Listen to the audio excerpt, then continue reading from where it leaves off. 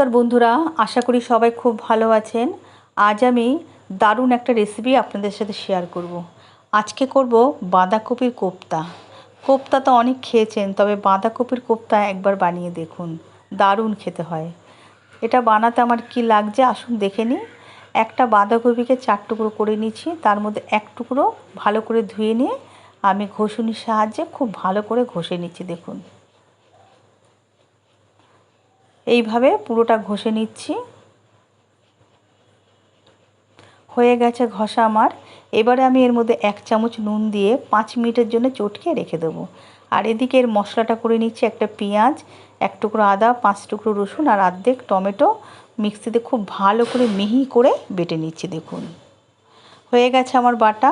আর এদিকে বাঁধাকপির থেকে জল বেরিয়েছে, সেটা নিংড়ে আমি তুলে নিচ্ছি। বাঁধাকপিটা যেহেতু সেদ্ধ করবো না, ওই জন্য আমি নুন মাখিয়ে জলটা নিংড়ে নিচ্ছি।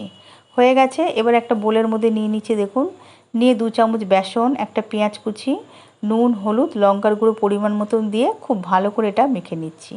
আর এদিকে গ্যাস ধরিয়ে নেব। একটা কড়াইতে পরিমাণ মতন সাদা তেল গরম করব, করে ওর মধ্যে বড়াগুলো একে একে দিয়ে লাল করে ভেজে তুলে নেব।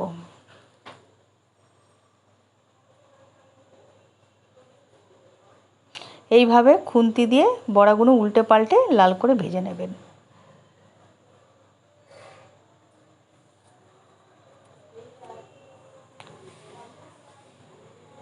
ভাজা হয়ে গেছে আমার বড়াগুলো। এবার আমি সব একে একে তুলে নিচ্ছি।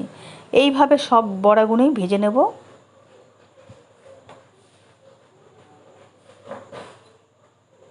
ভাজা হয়ে গেছে। ওই তেলের মধ্যেই 2টো লবঙ্গ, একটা তেজপাতা, একটা শুকনো লঙ্কা আর হচ্ছে 2টো এলাচ দিয়ে আমি 2 মিনিট ভালো করে ভেজে নিয়ে এবার আমি দেব বেটে রাখা মশলাটা, যেটা মিক্সি বাটিতে বেটেছিলাম। পেঁয়াজ, আদা, রসুন, টমেটো দিয়ে সেই বাটি ধুয়ে একটু জল দিয়ে দেবো। জল দিয়ে একটুখানি 1 মিনিটের মতন একটু ফুটবে। তারপরে ওর মধ্যে পরিমাণ মতো নুন, হলুদ আর দেব লঙ্কার গুঁড়ো। ঝালটা আপনারা যে যেরকম খাবেন সেই বুঝে ঝালটা দেবেন। দিয়ে এবার 2 থেকে 4 মিনিট খুব ভালো করে কষিয়ে নেব। এইভাবে কষিয়ে নেবেন যতক্ষণ না তেল ছাড়ছে।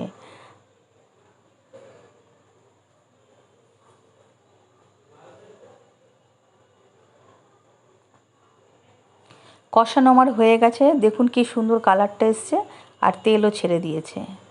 আমি এদিকে একটা বাটির মধ্যে 2 চামচ টক দই খুব ভালো করে ফেটিয়ে রেখেছিলাম। টক দইটা ফেটিয়ে না দিলে টক দইটা এর সাথে মিশবে না এবং দানা হয়ে থাকবে। তাই বাটিতে খুব ভালো করে 2 চামচ টক দই ফেটিয়ে দিয়েছি। আর আমি টক দই দেবো বলে অর্ধেক টমেটো দিয়েছি। এবার টক দইটা দিয়ে আরও 2 থেকে 4 মিনিট খুব ভালো করে কষিয়ে নিতে হবে। এইভাবে কষিয়ে নেবেন বন্ধুরা আপনারা, যতক্ষণ না তেল ছাড়বে এইভাবে কষাতে থাকবেন। দেখুন কি সুন্দর কালারটা এসছে আর একটা খুব সুন্দর গন্ধও বেরোচ্ছে এর থেকে।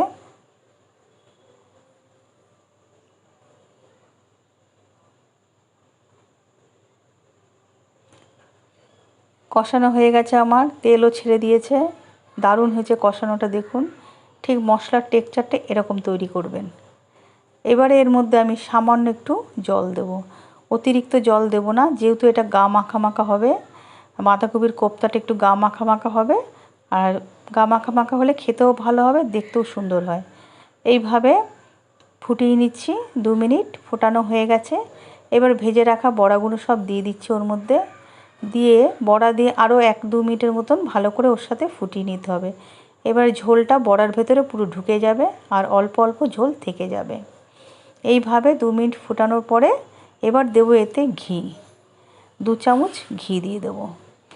ঘি দিয়ে দিলে ঘিয়ের একটা গন্ধ আছে সুন্দর, আর তরকারিটা খেতেও টেস্ট হয়।